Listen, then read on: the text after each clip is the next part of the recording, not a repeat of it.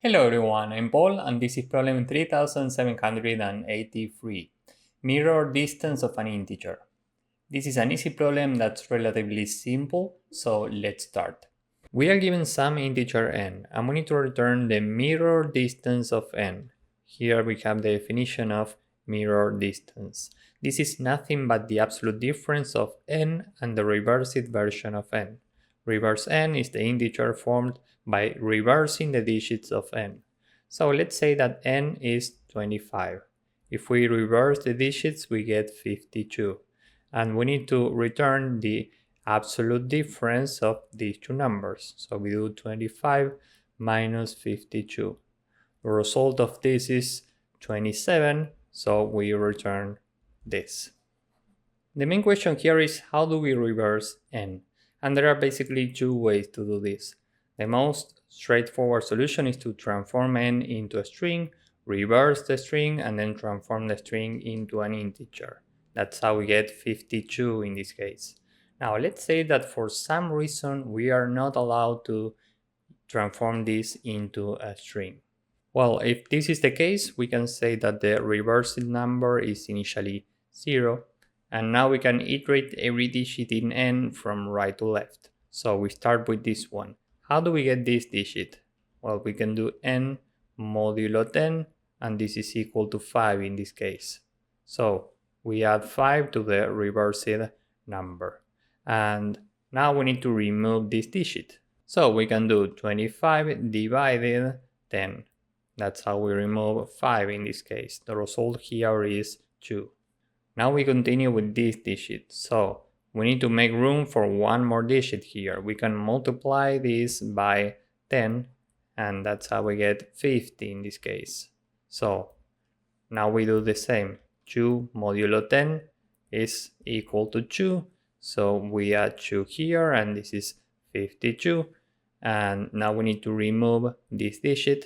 So we do 2 divided by 10, and this is equal to 0. And now given that n is 0, this is the final reversing number. And now we can take the absolute difference of the original number and this reversing number, and that's how we reach 27. Time complexity for both solutions is big O of log n, because that's the amount of digits that we have in the number that we are given. Space complexity for the first version is big O of log n, because we have to build a string of this size, and space complexity for the second version is big O of 1. So with this in mind, let's see how to code this up. For the most intuitive solution, we can say that the reversed number is equal to a string from n, and now we can reverse the string like this in Python. And finally, we can return the absolute difference of the initial number and the reversed number in integer format. Here we use int. And this should work, so let's submit this. As you can see, this works, so this version is technically enough. Now let's say that for some reason we want to avoid transforming the number into a string.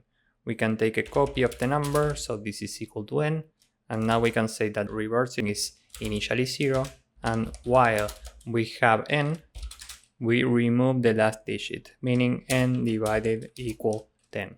And before doing this, we need to take this last digit and add it to this reversing number. So we say that r is equal to r times 10, we are making room for one more digit, plus the last digit in n.